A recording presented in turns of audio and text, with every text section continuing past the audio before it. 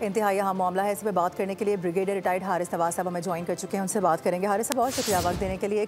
کہیے گا یہ over all situation, ہم 2 روز پہلے بھی اس پہ بات کر رہے تھے اور آج باقاعدہ طور پر اس حوالے سے واضح پروف بھی سامنے آ چکے ہیں۔ طریقہ واردات وہی ہے، سب کچھ وہی ہے، گروپ بھی وہی ہے، بس نام کی تبدیلی سامنے آ رہی ہے تاکہ توجہ ہٹائی جا سکے۔ ایک بالکل یہ ناقابل برداشت ہے بات جو انہوں نے افغان طالب رجیم نے کی ہے اور خواجی نور ولی مسعود نے کی ہے۔ کیونکہ دیکھیں بات یہ ہے کہ جو ہمارے کیڈٹ کالج پہ حملہ ہے بچوں کے اوپر، یہ آئی ٹیک اٹ کہ یہ پاکستان کے اوپر حملہ ہے، کیونکہ یہ پاکستان کی یوتھ ہے اور یہ پاکستان کی مہمان ہے۔ اس لیے میں یہ کہتا ہوں کہ ناؤ از دا ٹائم، جب ہمیں پتہ چل گیا کہ یہ افغانستان سے یہ ہینڈلرس تھے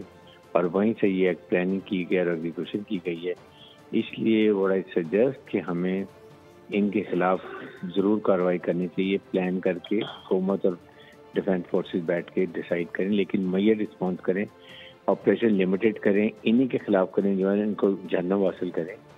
تاکہ میسج بھی جائے افغان طالبان رجیم کو،